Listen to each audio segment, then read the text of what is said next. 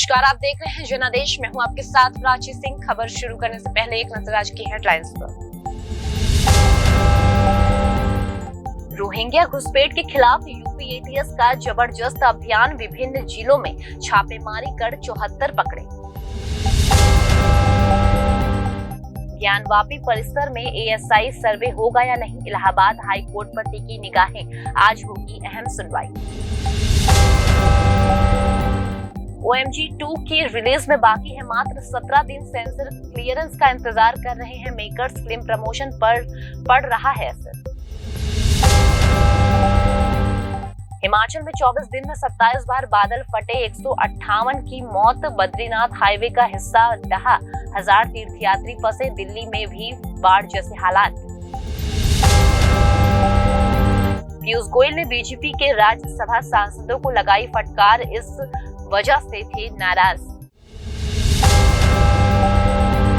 अब समाचार विस्तार से। यूपी पुलिस ने प्रदेश में जड़ जमा चुके रोहिंग्या घुसपैठियों के खिलाफ हल्ला बोल अभियान शुरू कर दिया है। अभियान जिला में एक साथ छापेमारी कर 74 रोहिंग्यों को पकड़ लिया गया है। उत्तर प्रदेश में पुलिस ने अवैध रूप से देश में घुसे रोहिंग्या के खिलाफ अभियान शुरू कर दिया है। यूपी एटीएस ने प्रदेश भर में अभियान चलाकर 74 रोहिंग्या को दबोचा है।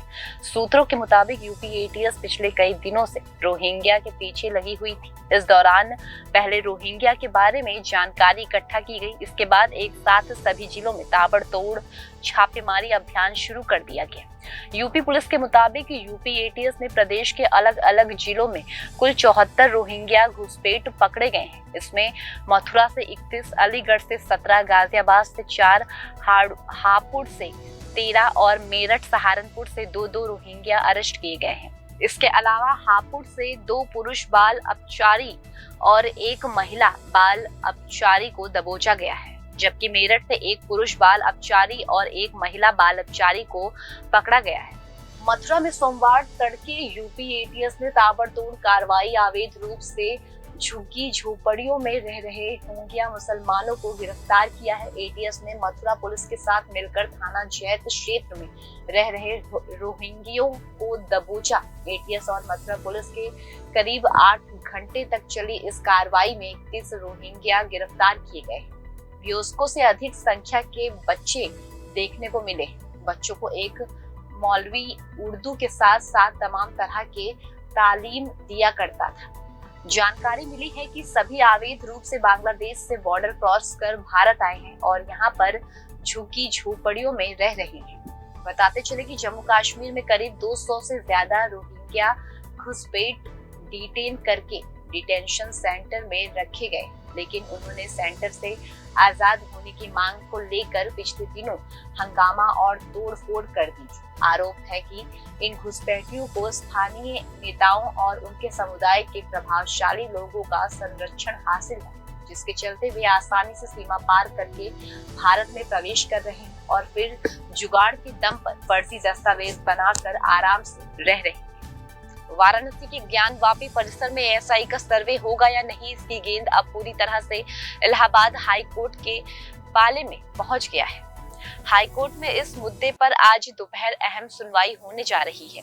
सुप्रीम कोर्ट की ओर से 26 जुलाई शाम 5 बजे तक ज्ञानवापी के सर्वे पर अस्थायी रोक लगाए गए हैं, जिसके बाद सबकी निगाहें इलाहाबाद हाई कोर्ट पर टिक गई है। सुप्रीम कोर्ट ने इंतजामिया कमेटी से हाई कोर्ट जाने को कहा है। दोनों पक्ष अब हाई कोर्ट में अपनी दलीलें रखेंगे। इसके बाद कोर्ट के रुख पर आगे की कार्रवाई तय होगी। सुप्रीम कोर्ट का आदेश है कि मस्जिद कमेटी के वकील इलाहाबाद हाई कोर्ट में अर्जी तैयार करने में जुट गए हैं। मुस्लिम पक्ष इंतजामिया कमेटी मंगलवार यानी आज हाई कोर्ट में अपनी याचिका दाखिल कर सकती है। सूत्रों के मुताबिक एएसआई सर्वे आदेश और सिविल वाद की वैधता को लेकर दाखिल याचिकाओं इलाहाबाद हाई कोर्ट में आज सुनवाई होगी। हाई कोर्ट के जस्टिस प्रकाश पांड्या की बेंच इस मामले को सुनेगी। वाराणसी सिविल कोर्ट ने 8 अप्रैल 2021 को ज्ञानवापी परिसर के एएसआई सर्वे का आदेश दिया था। इस आदेश को मस्जिद की इंतजामिया कमेटी और यूपी सुन्नी सेंट्रल वक्फ बोर्ड ने हाई कोर्ट में चुनौती दी रखी है। कोर्ट में सिविल वाद की वैधता को लेकर भी याचिका दाखिल है। आज दोपहर 12 बजे से जस्टिस प्रकाश पांड्या के सिंगल बेंच मामले में सुनवाई करेंगी। नवंबर 2022 में इलाहाबाद हाई कोर्ट ने मामले की सुनवाई करते हुए फैसला सुरक्षित रख लिया था।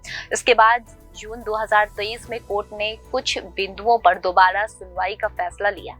अब इलाहाबाद हाई कोर्ट में इस मामले में आज महत्वपूर्ण सुनवाई होगी। हिंदुओं की ओर से स्वयंभू आदि विश्वेश्वर नाथ मंदिर पक्षकार है। इससे पहले ज्ञानवापी सर्वे के लिए एएसआई की टीम सोमवार तड़के 6:30 बजे परिसर में दाखिल हुई। इसके बाद सुबह 7 बजे सर्वे का काम शुरू हुआ। मुस्लिम पक्ष ने इस सर्वे में शामिल न होने का पहले ऐलान कर दिया था, इसलिए टीम ने मुस्लिम पक्ष का इंतजार किए बिना अपना काम शुरू कर दिया था। मस्जिद के भीतर जहां नमाज पढ़ी जाती है वहां ताला बंद था और उसकी चाबी आने से समय लग रहा था। ऐसे में समय को बचाने के लिए पश्चिमी दीवार और गुंबद की शुरुआत की गई। टीम कई भागों में बांटी गई थी। ज्ञानवापी मस्जिद में सोमवार को शुरू हुए सर्वे के लिए 43 लोग टीम लगी थी। इस टीम में शामिल अधिकारी लखनऊ, पटना, सारनाथ और दिल्ली समेत अलग अलग इलाकों से आए हैं। सूत्रों के मुताबिक सोमवार को हुए सर्वे में अपनी प्रक्रिया लगभग पूरी हो चुकी है और यंत्र लगाने की प्रक्रिया की जा रही है। हनुमान मंदिर के पास वाले कॉरिडोर में यंत्र लगाने की शुरुआत हो रही थी और काम भी प्रारंभ हो गया था। इस दौरान टी ब्रेक हुआ। जब तक दोबारा काम शुरू होता तब तक सुप्रीम कोर्ट का ऑर्डर आ गया। सूत्रों के मुताबिक ज्ञानवापी में हो रहे इस सर्वे कार्य की अध्यक्षता एएसआई के वरिष्ठ अधिकारी आलोक तिवारी कर रहे हैं। एएसआई की टीम को सख्त निर्देश दिए गए हैं कि कोई भी जानकारी बाहर लीक नहीं होनी चाहिए। कोई भी अधिकारी मीडिया से बातचीत ना करे। आलोक तिवारी ने वादीन महिलाओं में मुख्य पॉइंट पूछे और उन्हें कहा कि वो इलाके उन्हें दिखाई जाए ताकि सर्वे की प्रक्रिया शुरू की जा सके। Akshay Kumar starter film OMG 2 11 अगस्त को रिलीज होनी है। इसकी रिलीज को मात्र 17 दिन बाकी है, पर अभी तक ये फिल्म सेंसर क्लियरेंस का इंतजार कर रही है। इसके चलते फिल्म के मार्केटिंग कैंप और प्रमोशन पर असर पड़ रहा है। दरअसल फिल्म सेक्स एजुकेशन जैसे बोल्ड सब्जेक्ट पर बेस्ड है। ऐसे में सेंसर बोर्ड ने OMG 2 को रिव्यू कमेटी के पास भेजा है। रिव्यू कमेटी के विचार के बाद सेंसर बोर्ड फिल्म का भविष्य तय करेगी। मेकर्स को उम्मीद थी कि बोर्ड इस फिल्म को जल्द से जल्द क्लियर कर देगा। ऐसा लगता है कि मेकर्स को उम्मीद थी कि बोर्ड इस फिल्म को जल्दी से जल्दी क्लियर कर देगा और ऐसा लगता है कि मेकर्स अभी भी वेट एंड वॉच मोड पर है। इस डेवलपमेंट से जुड़े एक सोर्स की माने तो OMG 2 के मेकर्स बोर्ड के क्लियरेंस का इंतजार कर रहा है। दूसरी तरफ बोर्ड की टीम को लगता है कि फिल्म कंट्रोवर्शियल और इसके सब्जेक्ट पर विवाद हो सकता है, इसलिए वो इसे बारीकी से रिव्यू करने में जुटी है। इसके अलावा OMG 2 का ट्रेलर भी अभी रिलीज नहीं हुआ है। मेकर्स इसे 27 जुलाई को रॉकी और रानी की प्रेम कहानी के साथ रिलीज करना चाहते थे, पर बोर्ड ने अभी तक ना फिल्म और ना ही इसके ट्रेलर को ग्रीन सिग्नल दिया है। अगर 27 तक बोर्ड से क्लियरेंस नहीं मिला तो मेकर्स इस ट्रेलर को 31 जुलाई तक भी रिलीज करने का मन बना चुके हैं। अब ये देखना इंटरेस्टिंग होगा कि फिल्म और इसके ट्रेलर को आने वाले 3 दिन में क्लियरेंस मिलता है या नहीं। देश के उत्तरी राज्य में भारी बारिश जारी है। इसकी वजह से इन राज्य में बाढ़ जैसे हालात बने हुए हैं। पहाड़ी राज्य हिमाचल प्रदेश और उत्तराखंड में बारिश ने रास्ते रोक दिए हैं। हिमाचल प्रदेश में जून से अब तक बादल फटने की 35 के करीब घटनाएं हुई हैं। बीते 24 दिनों में 27 बार बादल फट चुके हैं। बाढ़ से 158 लोगों की मौत हुई है। 606 घर ढह गए हैं और 5363 घर क्षतिग्रस्त हो गए हैं।